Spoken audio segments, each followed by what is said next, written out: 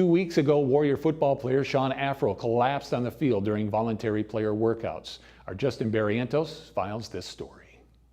On July 21st, an unthinkable tragedy happened here at Maxwell Field. During an off-season workout with some of his new teammates, 22-year-old offensive lineman Sean Afro, a transfer from the University of Illinois, collapsed and died. Winona State University Athletic Director Eric Scho, Associate Head Coach Cameron Keller, and Head Football Coach Tom Sawyer remember the fallen Warrior. Well, I really got to know him pretty well. One, through the recruiting process, of course. He came up and visited during the winter and signed with us and those things. So we went through that process.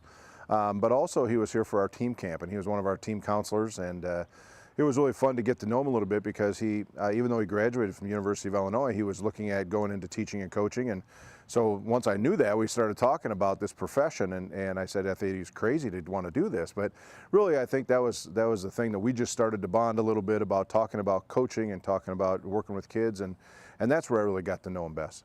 During the month that he was here, we had a chance to spend quite a bit of time with him, and a couple weeks ago we held our team camps here, where we have about 700 high school kids that are in with their high school teams, and he was one of our camp counselors for that.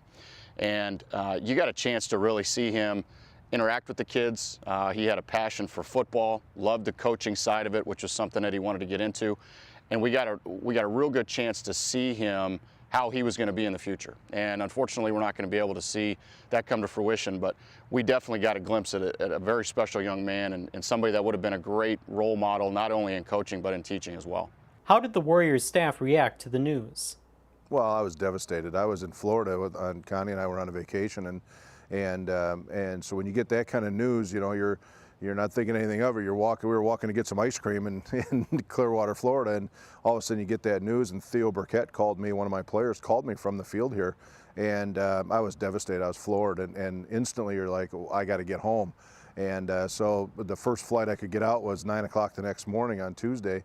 But yeah, my heart just sunk. I mean, you should never have to bury a 22-year-old kid, and it was just like it was something with my own child. I mean, that's really how I felt, and so instantly we went back to the condo, got on the internet, and found a flight and got home as soon as I could. Well, I was here, and so when I first got the phone call from Coach Sawyer, you know, I think the biggest thing for me was just getting down here to make sure that I could get the players taken care of and stay on top of things. When I was here, they were still working on him, so there was still a chance that he was going to be able to pull through.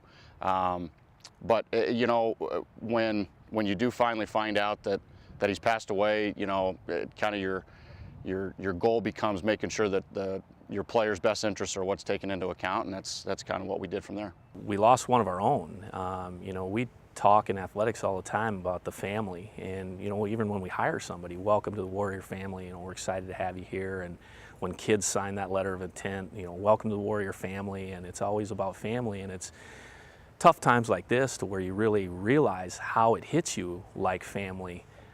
Even with a kid like Sean, who'd only been here a few weeks and only gotten to know a handful of people in our department, it's absolutely going to impact not just the football team, but everybody else. You know, our coaches and staff are really close, which makes all of our teams close. And so when you lose somebody that's in that fold, it's hard to process, and everybody goes through that process differently. Will the Warriors memorialize Sean Afro in any way this season? One of the games, we're not sure yet, but we'll definitely have a game that we dedicate to that, and try to do some kind of memorial at that point. Have the family in here for a game so they see an environment that their son would have played in, and then also that would be a chance for us to continue awareness in the foundation that they've set up, and maybe we could do something that game for that. But we don't have the date yet set on that, but definitely going to do something during the season. Right now our plan is to put either his number or his initial on the back of our helmets. That's all we'll do with our uniform stuff, but that's a way for our kids to you know, honor him and recognize that we have a fallen Warrior. What has the reaction from the community and Warrior fans been like? I said to one of my colleagues, you know, he asked me how I was doing, and you know, we're all doing okay because of the support of people around us, and the response has been wonderful.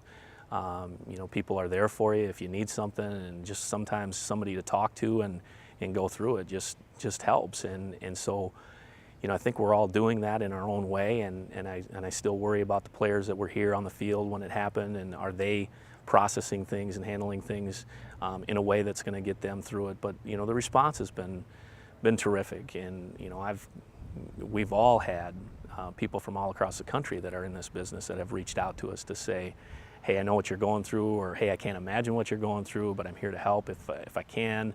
To answer your question, what's the response been like? The response has been incredibly supportive, which, you know, I expect from this group.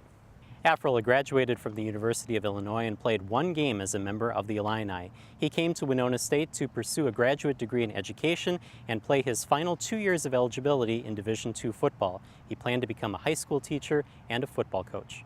For HBC TV 25 Sports, I'm Justin Barrientos.